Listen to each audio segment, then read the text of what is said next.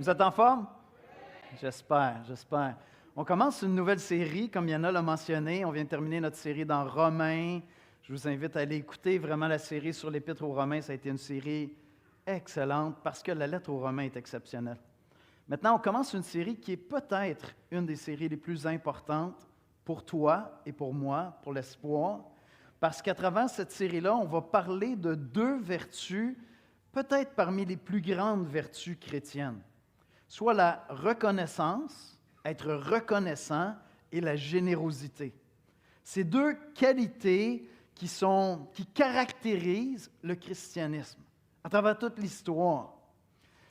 Je ne sais pas si vous êtes d'accord avec cette affirmation-là, mais je crois que les chrétiens, de tous les êtres humains, de tous ceux qui vivent sur la terre, quelle que soit ta religion, ton ethnicité, ta situation, les chrétiens sont ceux qui ont les meilleures raisons, le plus de raisons pour être reconnaissants et généreux. Est-ce que tu es d'accord avec ça? Évidemment, à cause de l'Évangile. À cause de l'Évangile. Reconnaissance et générosité. Reconnaissance à cause de Christ qui s'est donné pour nous. Généreux parce que c'est la réponse à donner, à être généreux à notre tour.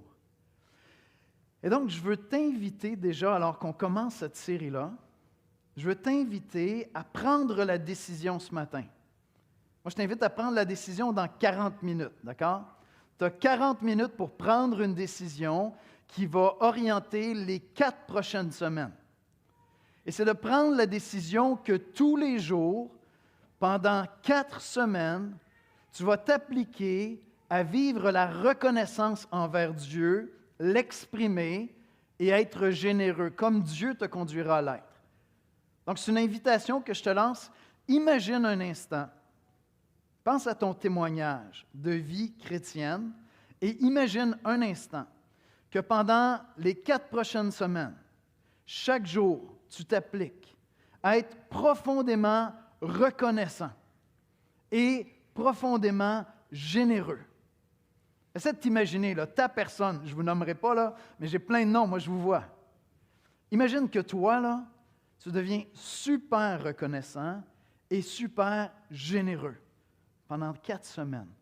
Quel impact est-ce que ça va avoir sur ton témoignage pour que les gens autour de toi voient l'amour de Dieu en toi? Imagine ça avec moi un instant. Moi, ça m'excite. Moi, ça m'excite et c'est profondément biblique. On va le lire ensemble. Esther va nous lire le psaume 103, mais ce matin, on va faire quelque chose de différent. Je vais vous demander de vous lever et je vais vous demander de lire tous à voix haute avec Esther le psaume 103 et puis on va plonger ensuite les regards dans ce merveilleux passage. Tous avec moi. Mon âme bénit l'Éternel. Que tout ce qui est en moi bénisse son saint nom. Mon âme bénit l'Éternel et n'oublie aucun de ses bienfaits. C'est lui qui pardonne toutes tes iniquités, qui guérit toutes tes maladies. C'est lui qui délivre ta vie de la fosse, qui te couronne de bonté et de miséricorde. C'est lui qui rassasie de bien ta vieillesse, qui te fait rajeunir comme l'aigle. L'Éternel fait justice, il fait droit à tous les opprimés. Il a manifesté ses voies à Moïse, ses œuvres aux enfants d'Israël. L'Éternel est miséricordieux et compatissant, lent à la colère et riche en bonté. Il ne conteste pas sans cesse, il ne garde pas sa colère à toujours. Il ne nous traite pas selon nos péchés, il ne nous punit pas selon nos iniquités. Mais autant les cieux sont élevés au-dessus de la terre, autant sa bonté est grande pour ceux qui le craignent. Autant l'Orient est éloigné de l'Occident, autant il éloigne de nous nos transgressions. Comme un père a compassion de ses enfants, l'Éternel a compassion de ceux qui le craignent. Car il sait de quoi nous sommes formés. Il se souvient que nous sommes poussière. L'homme, ses jours sont comme l'herbe. Il fleurit comme la fleur des champs. Lorsqu'un vent passe sur elle, elle n'est plus, et le lieu qu'elle occupait ne la reconnaît plus. Mais la bonté de l'Éternel dure à jamais pour ceux qui le craignent, et sa miséricorde pour les enfants de leurs enfants, pour ceux qui gardent son alliance et se souviennent de ses commandements afin de les accomplir. L'Éternel a établi son trône dans les cieux, et son règne domine sur toutes choses. Bénissez l'Éternel, vous, ses anges, qui êtes puissants en force et qui exécutez ses ordres en obéissant à la voix de sa parole. Bénissez l'Éternel, vous toutes ses armées, qui êtes ses serviteurs et qui faites sa volonté. Bénissez l'Éternel, vous toutes ses œuvres, dans tous les lieux de sa domination. Mon âme bénit l'Éternel.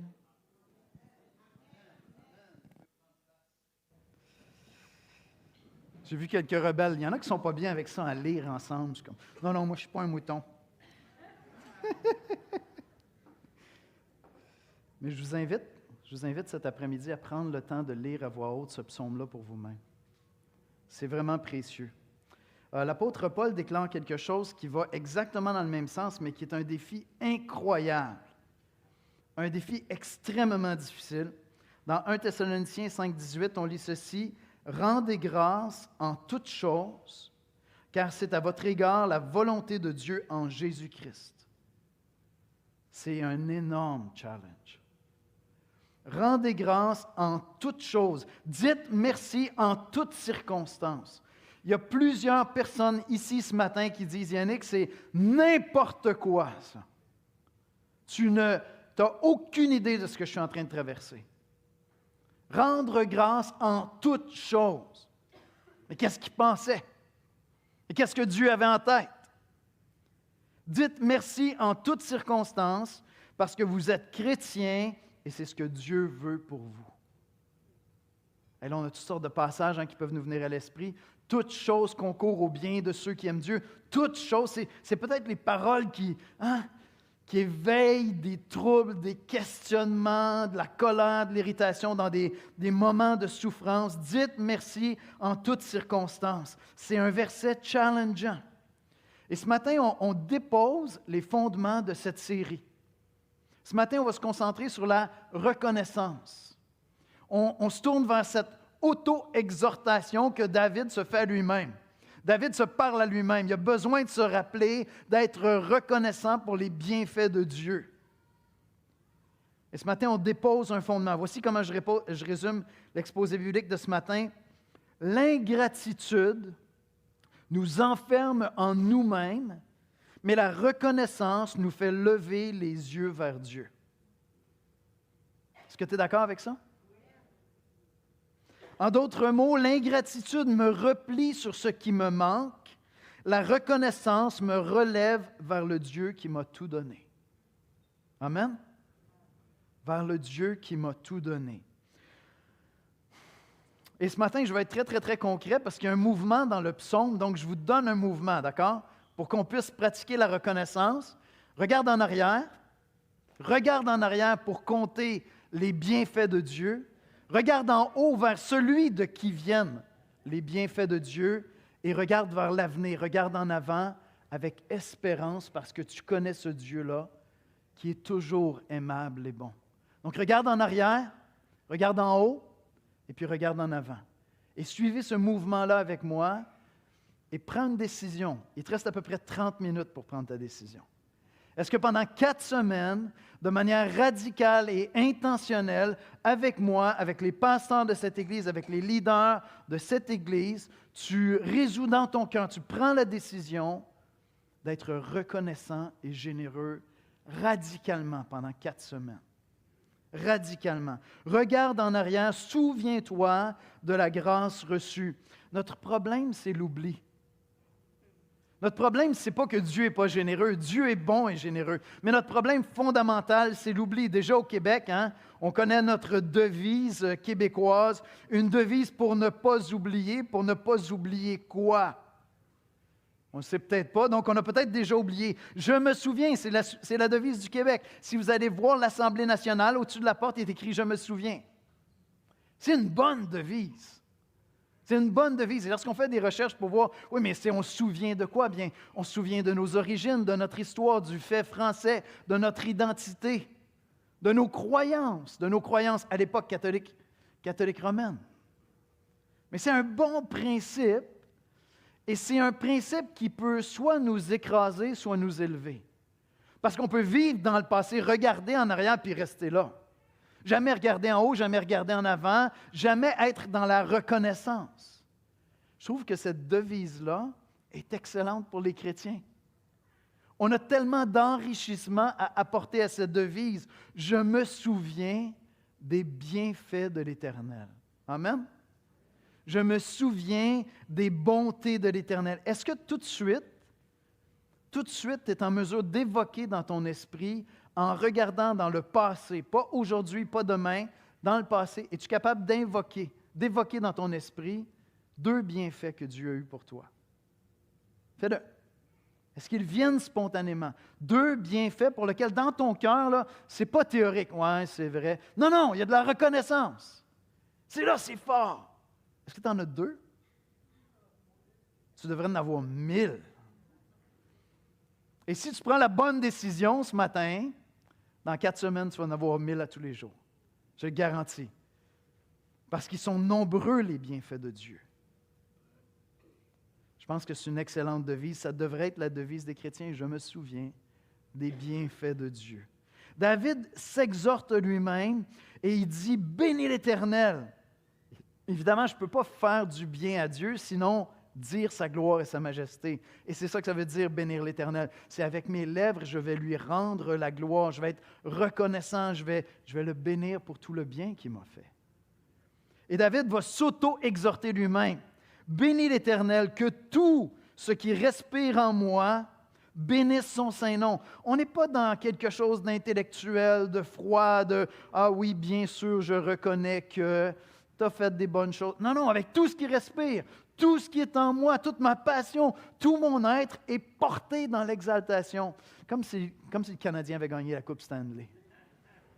Eh boy! Les Québécois seraient entiers! Ça ne serait pas comme « Ah, ça fait du bien. Enfin. » Mais non!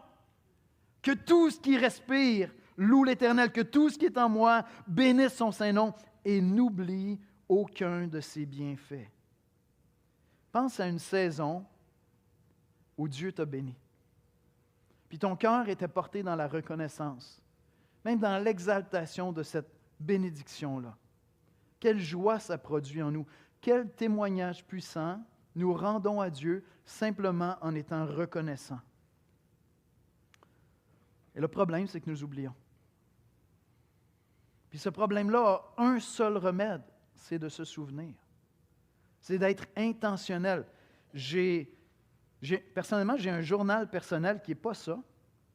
Puis ça, c'est un mini calepin où j'écris tout ce qui se passe dans mes journées. J'ai 3-4 lignes pour écrire et me rappeler, parce que chaque fois que je le fais, je suis impressionné par ce que Dieu fait. Je suis impressionné par tout ce que Dieu a fait dans ma journée. Mais à la fin de ma journée, je me souviens, j'ai déjà oublié le début de ma journée. Si j'ai le malheur d'aller écrire dedans 3 jours plus tard, mais je réalise que, attends un petit peu, j'ai plein de choses que j'ai oubliées. Là, je dois sortir mon agenda pour dire, aïe, incroyable. Et je fais ça tous les jours, toutes les semaines. Je fais juste écrire ce qui se passe dans ma journée, parce que écrire ce qui se passe, des fois c'est des épreuves, des fois c'est des larmes, souvent c'est de la reconnaissance. Le remède à l'oubli, c'est le souvenir. Et David va tout simplement s'auto-exhorter lui-même. Il va dire, n'oublie aucun de ses bienfaits. David va dire, c'est lui qui pardonne toutes tes iniquités, qui guérit toutes tes maladies, c'est lui qui délivre ta vie de la fausse, qui te couronne de bonté, de miséricorde, c'est lui qui rassasie de bien ta vieillesse, qui te fait rajeunir comme l'herbe. Rappelle-toi combien Dieu t'a aimé, combien Dieu t'a pardonné. Est-ce que déjà maintenant, lorsque je t'ai dit, peux-tu évoquer rapidement 2 choses pour lesquelles tu es profondément reconnaissant? Et si ta réponse c'est non, on pourrait expliquer beaucoup de défis dans ta vie juste avec cette réponse-là. Je ne suis pas en train de faire de la pop psychologie, je ne suis pas dans la pensée positive, ce n'est pas ça que je suis en train de faire, là. On est dans les Écritures, on est dans la parole de Dieu, on est en train de penser selon Dieu. Si tu n'es pas profondément reconnaissant, spontanément, si tu ne peux pas évoquer spontanément des objets de reconnaissance qui éveillent en toi de la reconnaissance, ce n'est pas théorique, ce n'est pas en principe. Oui, bien sûr, ça fait combien d'années que je suis chrétien, OK. Non, vraiment une reconnaissance. Moi, je te dis, simplement ça peut expliquer un grand nombre de difficultés dans ta vie. Parce que la reconnaissance, c'est une vertu profondément chrétienne. Et ce n'est pas une question de savoir si tu es quelqu'un qui est fondamentalement optimiste ou pessimiste, si tu vois le verre d'eau plein ou le verre d'eau vide. Dieu te dit tous les jours, tu devrais regarder en arrière et considérer combien ce verre d'eau-là est plein. Autrement, c'est de l'ingratitude. Peut-être que ce n'est pas spontané. Chez David, ça ne semble pas spontané. Parce qu'il est obligé de s'exhorter lui-même. Mon âme, n'oublie aucun de ses bienfaits. Il est obligé de se parler à lui-même. Est-ce que spontanément, tu es capable de regarder en arrière et compter les bienfaits de Dieu? Ou est-ce que lorsque tu regardes dans le passé, c'est l'amertume qui est en toi? Lorsque tu regardes dans le passé, c'est l'insatisfaction. Tu comptes les manquements, tes échecs, tes fautes, tes péchés, les offenses qu'on t'a faites. Est-ce que le passé, pour toi, est source de lamentation infinie? Ou est-ce que le passé, pour toi, est source de contentement et de reconnaissance? Par la grâce de Dieu, je peux dire devant Dieu qui m'est témoin, mon passé est source de reconnaissance énorme dans ma vie. Regardez en arrière, malgré toutes mes stupidités, malgré toutes les bêtises que j'ai faites, malgré tout le mal qu'on a pu me faire, malgré le fait que je n'ai pas été toujours favorisé par la providence divine. Mon cœur est rempli de reconnaissance quand je regarde en arrière. Honnêtement, je vous le dis devant le Seigneur. Mon cœur est rempli de reconnaissance. Et David ne veut pas seulement qu'on regarde en arrière en comptant les bienfaits, il veut qu'on se tourne vers celui de qui viennent ces bienfaits. C'est pour ça que je vous dis, on n'est pas dans la pensée positive ce matin-là. Ce n'est pas simplement de dire, regarde, j'ai reçu tout ça. Non, c'est de tourner les regards maintenant vers celui de qui viennent ces grâces. Et c'est ce que David fait comme mouvement dans le psaume. Il commence par s'exhorter lui-même pour ensuite se tourner vers celui qui bénit, celui qui donne, celui qui est généreux. Il veut que nous regardions vers le Dieu des bienfaits. Parce que la reconnaissance, ça exprime une relation. Notre reconnaissance, ce n'est pas à l'univers. Notre reconnaissance, ce n'est pas « je remercie la vie ». Non, moi, je ne remercie pas la vie. Je remercie l'auteur de la vie. Je remercie celui qui m'a donné la vie, celui qui me prête vie, celui qui a donné sa vie pour que j'aie la vie éternelle.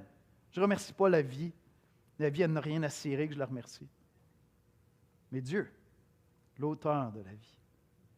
Et David nous amène, après avoir regardé en arrière, il nous amène à regarder en haut maintenant, pour tourner les regards vers celui qui nous fait grâce. Contemple le Dieu de grâce. Dieu est plus miséricordieux que la grandeur de nos péchés. Un des défis pour l'être humain est de prendre la mesure de la personne de Dieu. Est-ce que vous êtes d'accord? Quand tu commences à connaître le Dieu de la Bible, tu te dis, j'arrive pas comme à saisir à quel point il est grand, il est infini, il est incommensurable, je ne peux pas le mesurer. Mais David me donne un outil pour mesurer la grandeur de Dieu en parlant de sa miséricorde. La miséricorde de Dieu, c'est le fait que Dieu nous pardonne. C'est le fait que Dieu t'aime malgré ce que tu es. Et je sais que certains d'entre vous, profondément, vous dites, mais voyons, si Dieu vraiment me connaissait, il me trouverait tellement extraordinaire. Ça ne serait pas malgré ce que je suis, c'est parce que je suis ce que je suis. Ouais, c'est correct. C'est correct. Lis la Bible. Lis la Bible, tu vas prendre un peu d'humilité. Tu vas dire, OK, ça c'est Dieu, puis moi je suis moi, et il y a toute une différence. Mais la miséricorde de Dieu, c'est cette grâce, cette faveur que Dieu nous fait de passer par-dessus nos péchés. Dieu est plus miséricordieux que la grandeur de nos péchés. Regardez ce qu'il dit au verset 6 à 12. « L'Éternel fait justice, il fait droit à tous les opprimés. Il a manifesté ses voies à Moïse, ses œuvres aux enfants d'Israël. » J'y reviens dans un instant. « L'Éternel est miséricordieux et compatissant, lent à la colère et riche en bonté. » Hey, tout le monde veut avoir des parents comme ça. Lent à la colère et riche en bonté. Il ne conteste pas sans cesse, il ne garde pas sa colère à toujours. Il ne nous traite pas selon nos péchés. Il ne nous punit pas selon nos iniquités. Mais autant les cieux sont élevés au-dessus de la terre, autant sa bonté est grande pour ceux qui le craignent.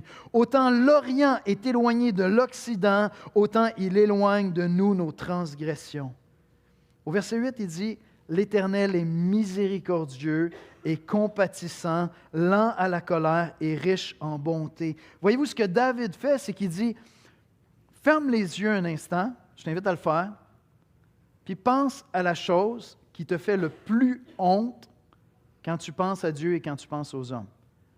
Pense à la pire bourde, la pire bêtise, la pire connerie, le pire péché que tu as commis. Puis Dieu dit, la miséricorde de Dieu est plus grande que ça. C'est mesurable pour nous. Parce que les méchancetés, les péchés, les choses qu'on a pu commettre nous suscitent la honte en nous. Et encore une fois, peut-être que toi, tu n'es pas là. Tu dis, non, moi, vraiment. La honte. Pourquoi est-ce que j'aurais honte de moi? Va lire la Bible un petit peu, tu vas voir un peu d'humilité. Mais je veux dire, fondamentalement, tout le monde a honte de certains actes qu'on a posés. Puis là, David nous donne un outil de mesure. Tu veux connaître la grandeur de la miséricorde de Dieu? Pense au pire de tes péchés. Sa miséricorde est plus grande que ça. Tu ne pourras pas trouver une faute, un péché qui serait plus grand que la miséricorde de Dieu. C'est un des éléments qui trouble les gens lorsqu'on annonce l'Évangile. Ils disent, attends un peu. Tu me dis que Dieu pourrait pardonner le pire des pécheurs. Amen. Au jour de la mort de Christ sur la croix, tu as deux personnages, deux brigands, deux révoltés, deux anarchistes. Et il y en a un qui reconnaît qu'il est pécheur en comparaison de Christ. Et il lui dit, Seigneur, quand tu seras au paradis, rappelle-toi de moi. Et qu'est-ce que Jésus lui dit? Aujourd'hui, tu seras avec moi. Mais cet homme-là n'a pas eu le temps de se racheter, de faire du bien, de compenser, d'essayer de se refaire une image devant Dieu. Tout ce qu'il a pu faire, c'est de dire, j'ai rien à offrir, Seigneur. Et donc, David nous donne ici un outil de mesure pour appréhender, pour comprendre la grandeur de la compassion de Dieu. Et certains d'entre vous, vous n'utilisez pas cet outil-là. Quand vous péchez, quand vous manquez, vous vous bloquez, vous vous éloignez de Dieu parce que votre Dieu est tellement petit, sa compassion est tellement limitée que votre offense pourrait être plus grande que son amour. Est-ce que tu me suis? Si tes péchés t'empêchent de t'approcher de Dieu, c'est que ton Dieu est si petit que ton péché est plus grand que son amour. Je vais oser te le dire comme ça, tu viens d'ajouter un autre péché à tes péchés. Parce que tu conçois Dieu comme un être petit, aussi petit que toi. C'est beau l'Évangile. Réalisez un instant que lorsque David écrit ces lignes-là, en fait David de son vivant sur terre, n'a jamais connu l'Évangile de Jésus-Christ. Donc le gars qui écrit ça ne connaît pas Jésus-Christ, ne connaît pas la mort de Christ sur la croix, ne sait même pas par quel mécanisme divin incroyable Dieu va satisfaire sa justice et son désir de nous faire compassion, de nous faire miséricorde. David ne connaît pas ça. Et c'est pour ça qu'à l'Église, on revient constamment à l'Évangile, parce que moi, comme chrétien, moi qui connais Jésus-Christ, je ne peux pas lire le psaume 103 comme David a écrit le psaume 103. Parce qu'il y a tellement de choses que David ne connaît pas. Mais lorsque moi, je considère des péchés qui tendraient à m'éloigner de Dieu parce que je me sentirais indigne de m'approcher de Dieu, je me tourne à la croix et qu'est-ce que je dis? Mais Christ est plus grand que le plus grand de mes péchés. Et tout ce qu'il désire, c'est que je reconnaisse ce péché, que je le confesse, que je cours dans ses bras. Et David te donne ici un outil pour être reconnaissant. Tu dis, je ne sais pas pourquoi je serais reconnaissant. Pense à tes péchés. Ça aide si tu penses que tu es pécheur, là, comme je dis depuis tantôt.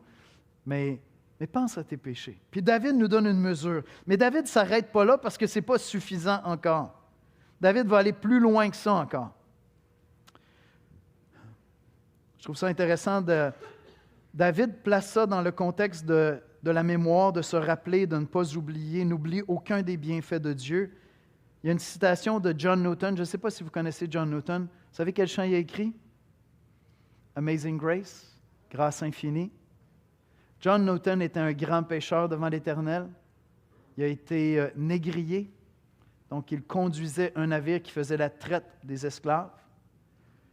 Et il a été ensuite esclave lui-même pour ensuite connaître la grâce.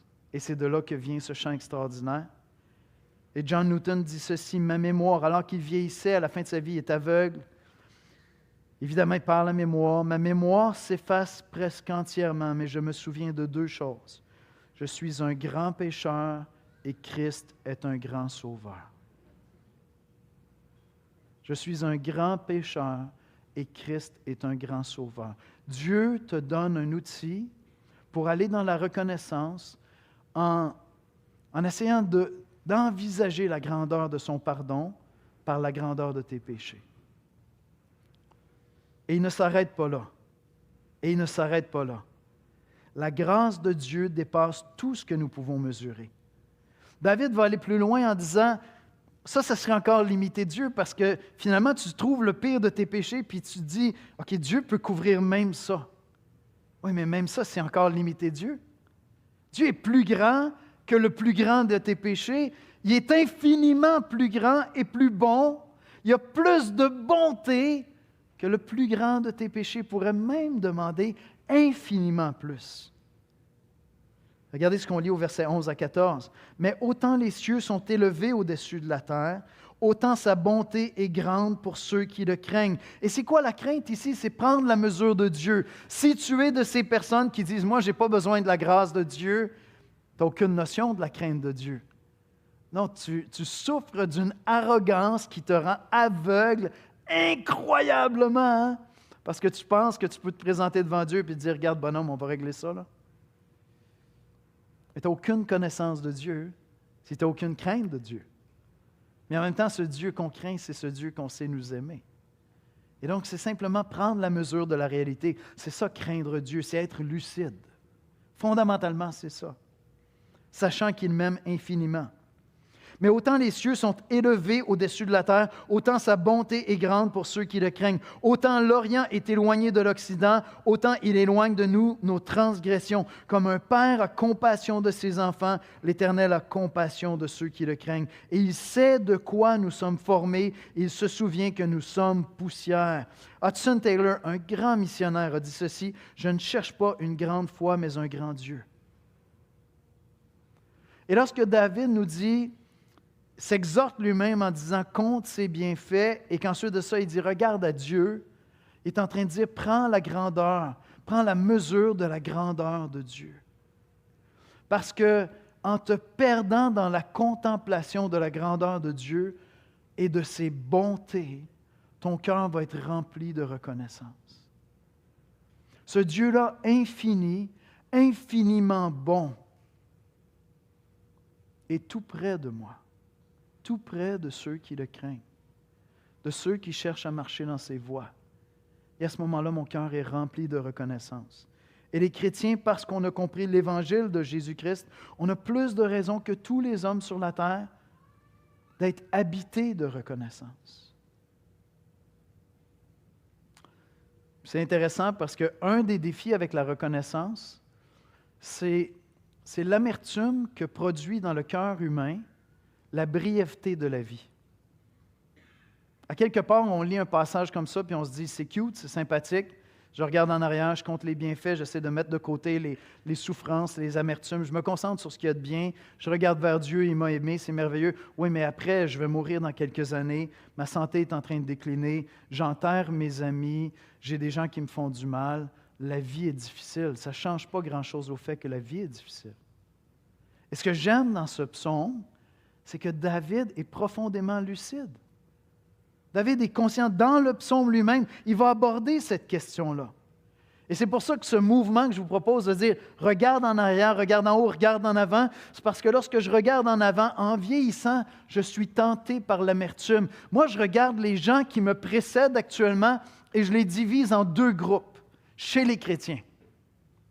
Ceux qui grandissent en reconnaissance et ceux qui grandissent en amertume. Les vieux grincheux qui me parlent du passé comme le bon vieux temps, qui sont dans une critique perpétuelle du présent, incapables de reconnaître ce que Dieu est en train de faire dans la génération présente, et ceux qui, au contraire, applaudissent. M. Élisée-Beau, qui a implanté cette église avec son épouse, a eu l'opportunité de visiter l'église alors que Nouvelle Vie était ici. On parle d'il y a une vingtaine d'années, la salle était pleine, 700 personnes. Et il s'est mis à pleurer parce qu'il n'avait jamais imaginé qu'il verrait autant de chrétiens rassemblés dans une église au Québec. Ce n'était pas un vieux grincheux. Et je vois chez ceux qui me précèdent deux groupes d'individus. Ceux qui sont là, ils sont des fans de la nouvelle génération qui s'en vient. Qui va faire les choses différemment? Qui va déplacer les meubles? Qui va repeinturer les murs? Tout le tralala. Ben oui, ils vont le mettre à leur goût. Mais qui est dans la reconnaissance. Pourquoi? Parce qu'il connaît le Dieu qui prépare sa destinée, qui prépare son avenir. Regarde en avant, espère dans la grâce à venir. Voyez-vous, tout ce qui nous entoure va passer. David est lucide, David est conscient de ça. Regardez avec moi rapidement les versets 15 à 18. L'homme, ses jours sont comme l'herbe. Hey, je commence à le sentir, j'ai 55 ans. Il fleurit comme la fleur des champs. Lorsqu'un vent passe sur elle, elle n'est plus. J'ai médité sur ce passage cette semaine, puis je me sentais habité par ça. Ma vie est courte. Ça fait 15 ans que j'ai passé à peu près la moitié de ma vie si j'ai une espérance de vie normale. Ça fait 15 ans. Pensez à ça, ceux qui ont 15 ans, là. Moi, ça fait 15 ans que la moitié de ma vie est déjà derrière moi. Ça va vite, je te le dis, ça va très, très, très, très vite. L'homme, ses jours sont comme l'herbe, il fleurit comme la fleur des champs. Lorsqu'un vent passe sur elle, elle n'est plus, et le lieu qu'elle occupait ne le reconnaît plus. Mais la bonté de l'Éternel dure à jamais pour ceux qui le craignent, et sa miséricorde pour les enfants de leurs enfants, pour ceux qui gardent son alliance et se souviennent de ses commandements. J'étais en train de lire ce passage-là et j'avais envie de m'asseoir avec mes enfants et de leur dire, vous savez quoi? Ce Dieu bon que je connais veut être un Dieu bon pour toi. Mon Dieu veut te bénir comme il m'a béni moi, et il veut bénir tes enfants, et il veut bénir les enfants de tes enfants. J'aimerais t'offrir ça. Parce que moi, je passe, encore quelques années, on va m'enterrer, quelques années de plus, on va m'oublier. Mais jamais les bontés de l'Éternel vont s'éteindre envers moi et envers mes enfants et les enfants de mes enfants s'ils veulent que mon Dieu soit leur Dieu. J'ai cette espérance dans l'Éternel parce qu'en Jésus-Christ, je connais ma destinée éternelle. Pensez-y, David écrit ça, il ne connaît pas Jésus-Christ. Il prophétise sur Christ dans certains psaumes, mais il ne connaît pas Christ. Nous connaissons Jésus-Christ. On connaît la clé qui vient expliquer tous ces passages-là. C'est Jésus-Christ lui-même. La bonté de l'Éternel dure à jamais pour ceux qui le craignent. Dieu est stablement, je sais que ce n'est pas français, stablement bon. Sa bonté n'a pas de variation. Ma bonté à moi est tellement variable. Si vous m'attrapez sur une fin de journée où je suis fatigué, là, si je suis encore bon, là, c'est parce que le Seigneur ferme ma bouche puis il garde sa main sur mon cou pour dire « tais-toi puis va te coucher ». Mais Dieu est stablement bon. Dieu ne varie pas dans sa bonté. Puis il veut la transmettre à mes enfants puis aux enfants de mes enfants. Quel Dieu extraordinaire nous avons. Puis enfin, il termine avec ceci. Le règne de Dieu nous donne une raison éternelle de bénir. Regardez la fin du psaume. L'Éternel a établi son trône dans les cieux, son règne domine sur toutes choses. Bénissez l'Éternel, vous ses anges qui êtes puissants. Il est en train d'inviter non seulement lui-même s'exhorter à bénir Dieu, mais il invite toute la création, tous les anges, toutes les dominations, tous ceux qui voient la gloire, la grandeur de ce Dieu éternel, constamment bon, miséricordieux et juste. Vous qui êtes puissants en force et qui exécutez ses ordres, en obéissant à la voix de sa parole, bénissez l'Éternel, vous, toutes ses armées, il parle de toute sa création, qui êtes ses serviteurs et qui faites sa volonté. Bénissez l'Éternel, vous, toutes ses œuvres, dans tous les lieux de sa domination. Mon âme, mon âme, mon âme, bénis l'Éternel. Parce que je sais que Dieu est éternellement bon. Parce que je sais que Dieu est éternellement bon, je peux non seulement regarder en arrière et compter ses bienfaits, non seulement me tourner, pas seulement vers les cadeaux qu'il me fait, mais vers celui de qui ils viennent, entrer en relation avec lui et l'adorer lui pour ce qu'il est, mais regarder en avant et savoir que ses promesses sont fidèles. Christ revient bientôt, Christ me prépare une place, bientôt je vais être avec lui. Alors quand tu regardes à l'amertume de la vie, tu regardes à ton corps qui vieillit, qui dégénère, à tes amis que tu enterres, aux douleurs que la vie apporte, à tes blessures de guerre, parce que vivre ici-bas, c'est livrer une bataille. Puis tu dis, il me semble que ça fait juste s'ajouter. Compte les bienfaits de Dieu dans cette perspective de l'éternité. Un missionnaire, Samuel Rutherford, dit ceci, « Quand je serai au ciel, je bénirai Dieu pour chaque tempête. » Quand je serai au ciel, je bénirai Dieu pour chaque tempête. Parce que je connais les bontés de Dieu. Et si les tempêtes de la vie, si la brièveté de la vie, si l'amertume de la vie te prive de reconnaissance, considère les promesses de Dieu pour l'éternité. Parce que Dieu est tout-puissant et il est fidèle. Je vais inviter les musiciens à venir me rejoindre en avant. L'espoir, je te lance un défi. Je ne sais pas quelle décision tu as prise, il te reste à peu près 5 minutes pour prendre la décision.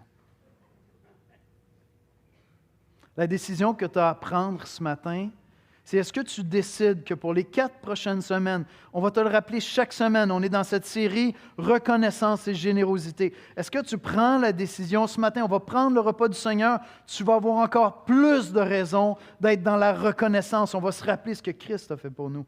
L'espoir, est-ce que tu prends cette décision avec moi de manière radicale, quotidienne, de dire merci Seigneur. Merci Seigneur pour le soleil qui vient de se lever. Merci Seigneur pour la santé que tu me donnes aujourd'hui. Merci Seigneur pour la famille que j'ai. Merci Seigneur pour la famille en Dieu que j'ai, l'Église. Merci Seigneur pour ton amour en Jésus-Christ. Merci Seigneur pour les activités que je vais faire aujourd'hui. Merci parce que tu pourvois mes besoins. Merci parce que ton esprit habite en moi. Merci parce que je vais pouvoir chanter tes louanges. Merci parce que mon éternité est préparée. Merci parce que tes bontés dépassent toutes mes bêtises et tous mes péchés. Merci Seigneur. Merci Seigneur. Merci Seigneur. Il te reste 2 minutes pour prendre cette décision-là. Ma prière, c'est que tu prennes cette décision-là avec moi.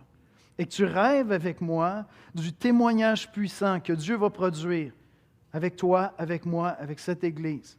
Si radicalement, pendant 4 semaines, on s'applique à regarder en arrière, pas pour chiquer nos vieilles guenilles,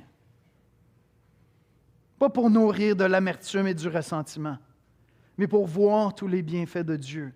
Et si on décide de regarder en haut pour tourner les regards vers celui de qui viennent ces bienfaits, nous le connaissons parfaitement en Jésus-Christ. Si tu connais Christ comme moi, tu n'as aucune raison d'être dans l'amertume, fondamentalement aucune. Aucune. Et le remède à l'amertume, à l'ingratitude, c'est la reconnaissance. Et tu peux prendre la décision avec moi d'espérer dans l'avenir, parce que celui qui te promet ton avenir est celui qui a donné sa vie sur la croix pour toi, qui t'a donné son esprit, qui t'a donné toutes les promesses qu'on trouve dans les Écritures. On va aller ensemble dans la prière. Seigneur Jésus, je veux te prier pour cette Église. Je veux te prier pour nos cœurs, pour mon cœur, Seigneur. Je viens dans ta présence, nous venons dans ta présence en se présentant devant toi humblement, sachant que trop facilement, nous sombrons dans l'ingratitude, Seigneur. Nous sombrons dans le mécontentement. Trop facilement, Seigneur, nous regardons en arrière pour nourrir de vieilles rancunes, de vieilles blessures, au lieu de compter tes bienfaits, Seigneur. Et ce matin, nous entendons avec David cette exhortation qu'il se fait à lui-même. « Mon âme bénit l'Éternel. » Je te prie, Seigneur, pour que chaque personne ici, ce matin, prenne cette résolution fermement à cœur. Et qu'ensemble, Seigneur, nous nous engagions pendant ces 4 prochaines semaines à regarder en arrière pour te bénir dans la reconnaissance, à regarder en haut vers toi, Seigneur, pour t'aimer, pour te rencontrer, pour te rendre grâce, Seigneur, et à regarder vers l'avenir, non avec amertume, avec critique, avec déception, mais en s'attachant à tes promesses, sachant que tes bontés ne sont pas à leur terme, Seigneur. Seigneur, viens nous rencontrer ce matin dans ce repas du Seigneur qu'on va prendre dans ces louanges, Seigneur, et convainc-nous de te rendre toute la reconnaissance que tu mérites. C'est en Jésus qu'on te prie. Amen. Amen.